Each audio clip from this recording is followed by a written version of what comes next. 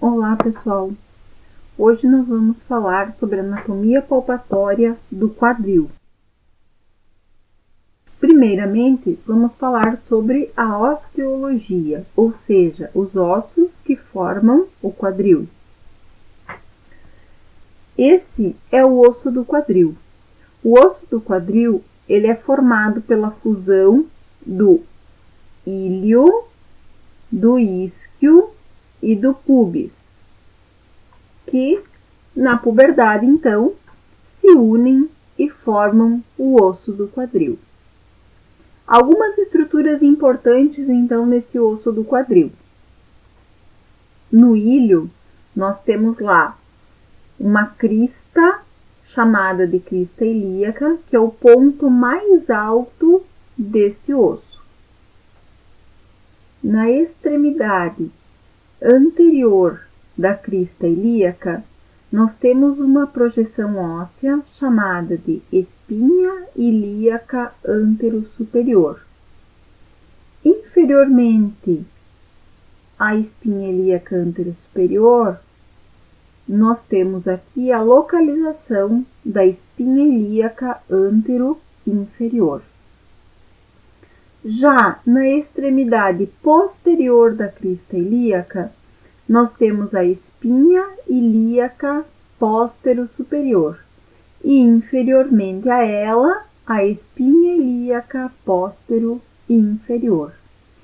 O que nós vamos observar também é que nesta crista ilíaca nós temos uma projeção chamada de tubérculo ilíaco. E lá no osso isquio, nós temos então uma estrutura importante para se falar, que é a tuberosidade isquiática, ou seja, é a porção do osso do quadril onde nós estamos sentados em cima quando a gente está na posição sentado. E anteriormente, então, nós temos o pubis e uma estrutura chamada de tubérculo púbico. Os dois ossos do quadril, juntamente com o sacro, vão formar a cintura pélvica ou pelve.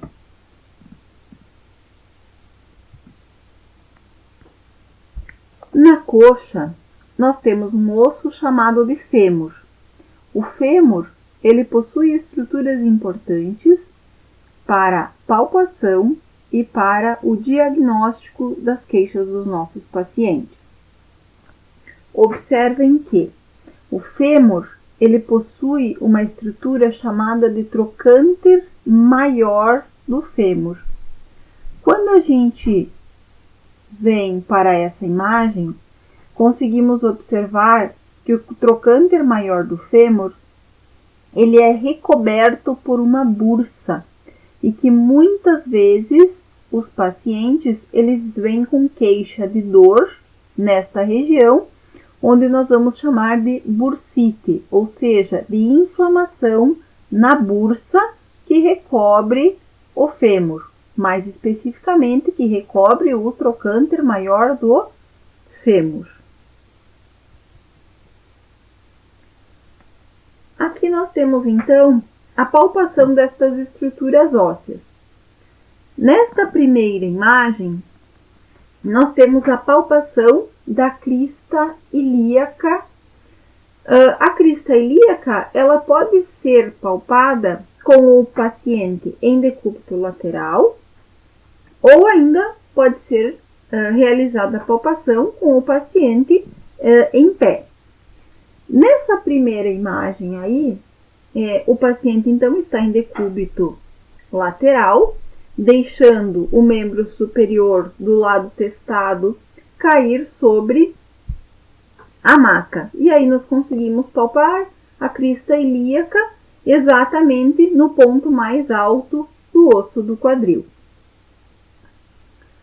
Na segunda imagem, nós temos a palpação do tubérculo ilíaco. O tubérculo ilíaco, ele encontra-se, então, exatamente onde o terapeuta está pegando com os dedos em pinça e realizando a palpação, então, deste tubérculo ilíaco. A posição do paciente aqui é em decúbito dorsal, deixando, então, o membro inferior que está sendo testado cair para fora da maca, o que facilita, então, a palpação da estrutura em questão. Aqui nós temos a palpação das espinhas ilíacas antero-superior e espinha ilíaca antero-inferior. A espinha ilíaca antero-superior, nós podemos colocar o paciente na mesma posição onde foi palpado o tubérculo ilíaco, como vocês visualizam aqui, ó. Então, aqui está o tubérculo ilíaco e na sequência nós temos a espinha ilíaca antero-superior. Voltando à imagem, aqui está, ó, espinha ilíaca antero-superior e aí aqui está o tubérculo ilíaco. Mais ou menos 2 dedos inferiormente ou distal à espinha ilíaca antero-superior, nós vamos realizar a palpação da espinha ilíaca antero-inferior, como vocês visualizam aqui nessa imagem, então.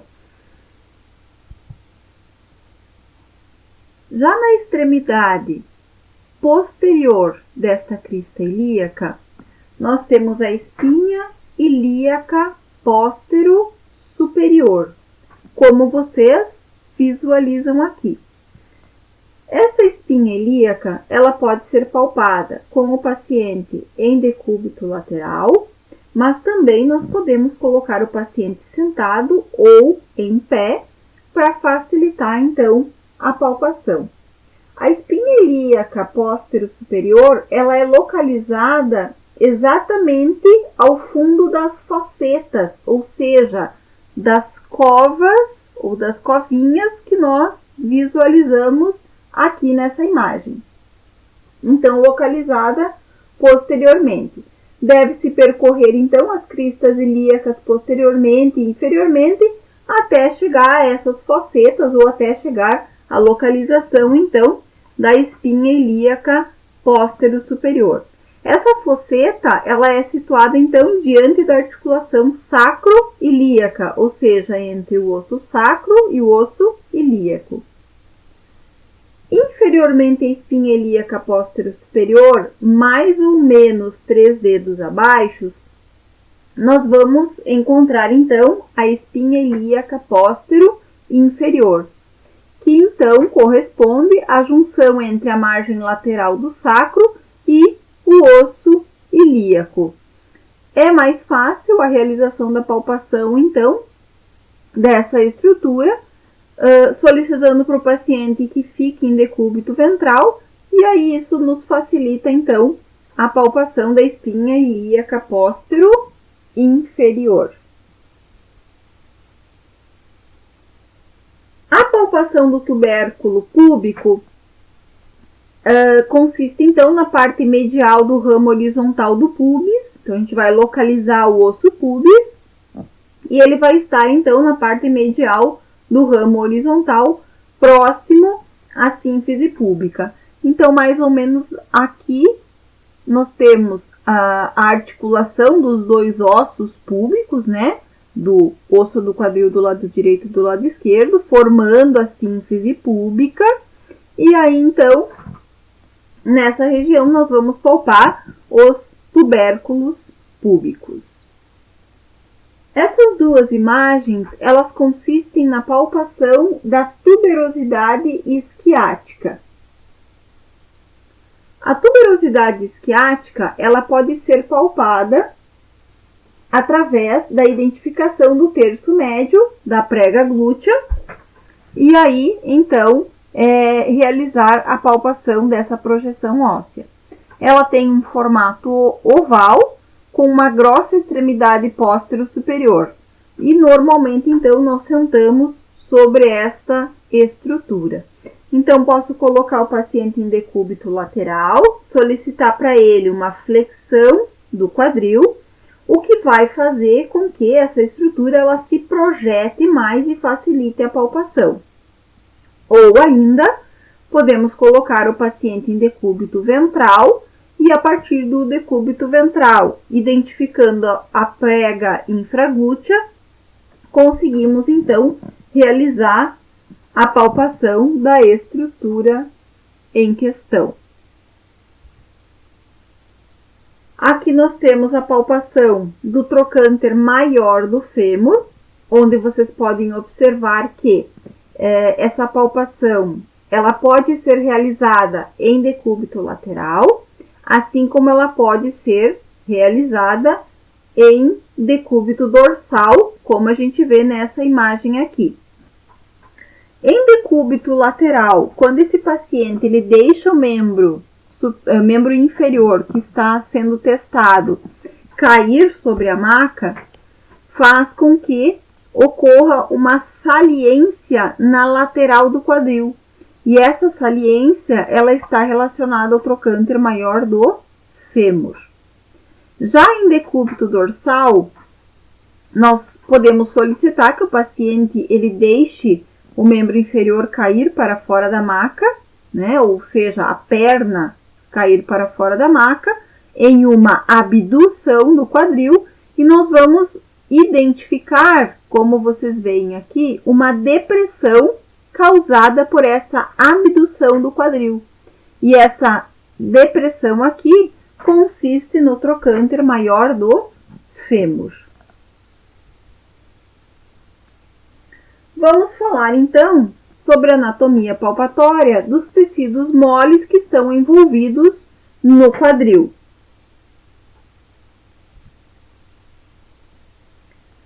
Primeira estrutura que é importante nós falarmos é sobre o triângulo femoral ou triângulo de Scarpa. O triângulo femoral é esse triângulo que vocês visualizam aqui, ó, onde ele é limitado superiormente pelo ligamento inguinal, lateralmente pelo músculo sartório e medialmente pelo adutor longo do quadril. E observem que o assoalho é formado pelo pectíneo e também pelo psoas maior. E passando então por esse triângulo femoral, nós temos três estruturas extremamente importantes, que são na lateral o nervo femoral, na medial a veia femoral e entre essas duas estruturas, entre o nervo e a veia, nós temos a artéria femoral. Essa imagem anatômica está nos mostrando o nervo ciático. O nervo ciático, ele é um nervo que ele tem origem lá no final da coluna vertebral. Ele vai passar pela região glútea, da região glútea vai passar pela coxa e quando chega ao joelho, ele emite ramificações importantes, então, para a inervação, então, da região de perna e pé. Essa primeira imagem, ela nos mostra, então, a palpação da artéria femoral.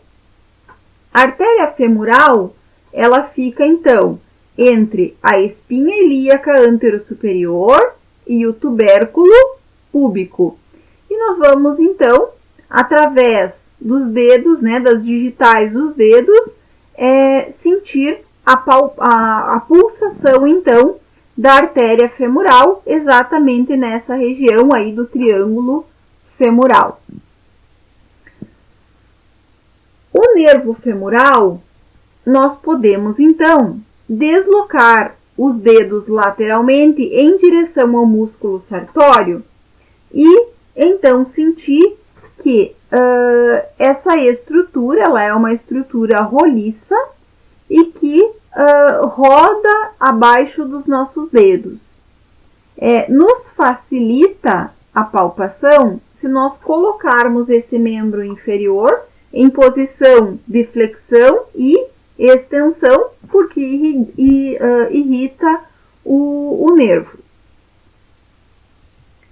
A veia femoral, então a gente sabe que a veia femoral ela está localizada na medial, a artéria femoral, só que não conseguimos sentir pulsação porque a veia não pulsa, né? É apenas a artéria femoral, mas nós conseguimos então identificar a veia femoral a partir da palpação da artéria femoral.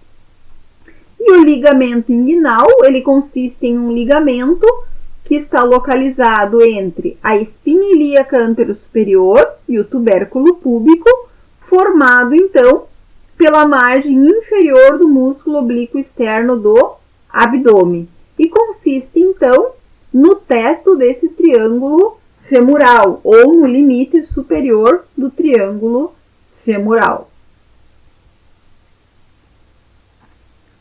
O nervo ciático ou isquiático, ele pode ser identificado a partir da palpação da tuberosidade isquiática e do trocânter maior.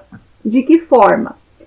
Nesta imagem, o paciente foi colocado em decúbito lateral, localizou-se o trocânter maior e localizou-se a tuberosidade isquiática. Então, como vocês podem ver aqui, ó, trocânter maior, tuberosidade isquiática.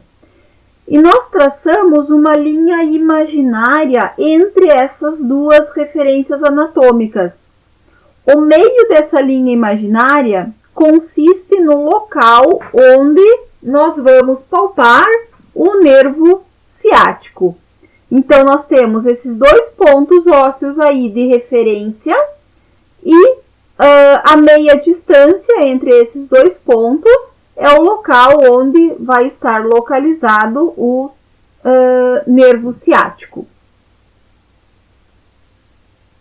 Mas também é possível nós colocarmos o paciente em decúbito ventral, localiza-se essas duas estruturas, traça a linha imaginária e o ponto médio, então, nós podemos realizar a palpação. Outra forma é, no momento em que o paciente ele está em decúbito ventral, se realize uma extensão de quadril e aí, então, isso vai fazer com que a gente consiga palpar o nervo ciático. Vamos ver os músculos, então, que estão localizados nessa região de quadril e como nós vamos realizar, então, a palpação desses músculos. O primeiro músculo que nós temos nessa região do quadril é o músculo glúteo máximo. O glúteo máximo é o maior glúteo desta região. O glúteo máximo, ele tem origem no sacro e no ilho e a sua inserção lá no trato iliotibial e na tuberosidade glútea do fêmur. E a sua ação é rodar lateralmente e estender a coxa. O glúteo médio e o glúteo mínimo, eles têm origem, então, na face lateral do ilho e a inserção no trocânter maior do fêmur. E a ação deles é realizar a abdução da coxa. O próximo músculo que nós temos aí é o músculo piriforme. O músculo piriforme, ele tem origem na pelve e inserção nas proximidades do trocânter maior. E a ação dele é realizar a rotação lateral do fêmur. Já o tensor da fáscia lata, ele é um músculo que ele tem origem na espinha ilíaca anterosuperior. Ele tem inserção no côndilo lateral da tíbia e a ação dele é realizar a rotação medial, flexionar e abduzir a coxa. Observem que o tensor da fáscia lata, ele possui uma aponeurose, onde nós vamos chamar de trato iliotibial. O próximo músculo que nós temos aí, ele é chamado de músculo iliopsoas. O iliopsoas, ele é um músculo biarticular, ou seja, ele vai atuar na articulação, na flexão de tronco, e ele também vai atuar na flexão de quadril. A origem do iliopsoas é na fossa ilíaca e nas vértebras lombares, e a inserção é no trocânter menor do fêmur. O músculo sartório é esse músculo que vocês visualizam aqui, ó, que ele vai desde a espinha ilíaca antero-superior, onde é a sua origem, e ele vai se inserir lá na parte superior da face medial da tíbia. E a ação dele é realizar a flexão da coxa e também ele vai atuar na perna. Portanto, o sartório ele também é um músculo biarticular. Ele participa de duas articulações, realizando então a flexão da coxa e a flexão da perna. Ele é o músculo mais longo, então observem que ele vai desde a espinha ilíaca anterosuperior, ele cruza anteriormente a coxa e vai se fixar, vai se inserir lá na tíbia. O quadríceps femoral, ele é chamado de quadríceps porque ele é um músculo que possui 4 origens e uma inserção. E ele é formado, então, pelo reto femoral, pelo vasto lateral, pelo vasto medial e pelo vasto intermédio que está profundo ao reto femoral. O músculo reto femoral, ele tem origem na espinha ilíaca antero-inferior. O vasto lateral vai ter origem no trocânter maior, na linha intertrocantérica e na tuberosidade glútea. O vasto medial tem origem no lábio medial da linha áspera do fêmur e o vasto intermédio lá no corpo do fêmur.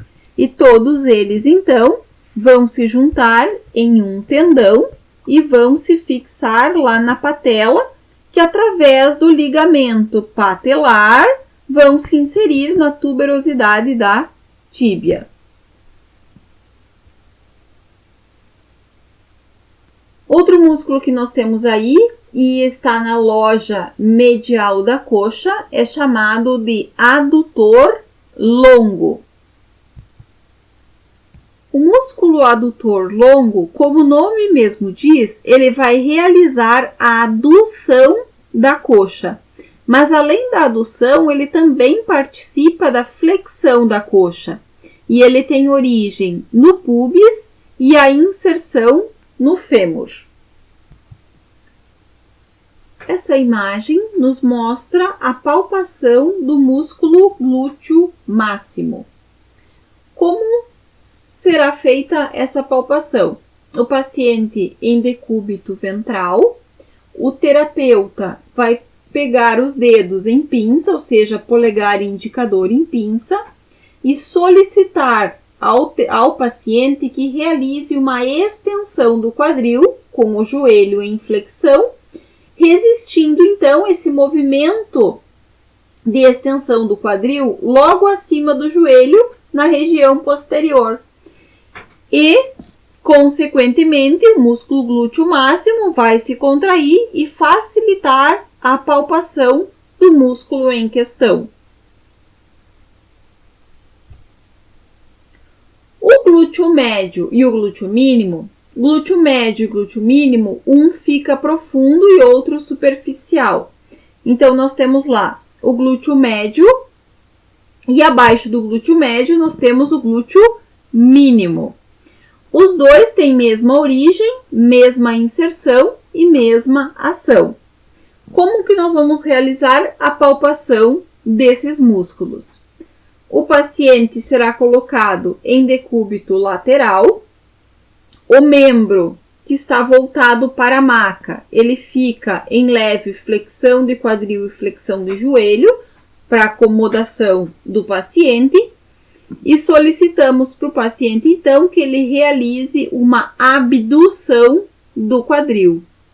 Quando o paciente ele realiza essa abdução e o terapeuta ele resiste esse movimento, como a gente está visualizando aqui, ó, o músculo glúteo médio e glúteo mínimo, eles vão se projetar, eles vão se salientar exatamente nesta região aqui. E aí nós conseguimos realizar a palpação. Como o músculo tensor da face lata, ele está próximo a esses dois músculos e também realiza entre as suas ações a abdução do quadril, quando nós solicitamos para o paciente esse movimento e resistimos, uma forma de nós diferenciarmos ou nós termos certeza de que o músculo que a gente está palpando é o glúteo médio, é solicitar que o paciente, a partir dessa abdução do quadril, ele realize uma leve flexão de quadril. Quando o paciente ele realiza a abdução associada a uma flexão de quadril, a contração vai se dar no tensor da face lata. Agora, quando essa abdução for somente abdução, sem qualquer outro movimento, os músculos que estarão agindo serão o glúteo médio e o glúteo mínimo. E aí nós não corremos o risco de realizar a palpação, então, do músculo errado. O piriforme, precisamos lembrar que o piriforme ele está sobre o músculo, sobre o nervo ciático. Então, o ciático ele passa sobre o piriforme ou abaixo do piriforme, né? Então, a posição ela pode ser a mesma posição de palpação do nervo ciático, ou ele pode ser na posição que está mostrando, então, as imagens aqui. O piriforme, então, ele fica entre as margens superior do trocânter maior do fêmur e a margem lateral do sacro. E aí, então, o paciente ele realiza uma flexão de quadril com uma rotação externa e aí isso facilita a palpação do músculo piriforme.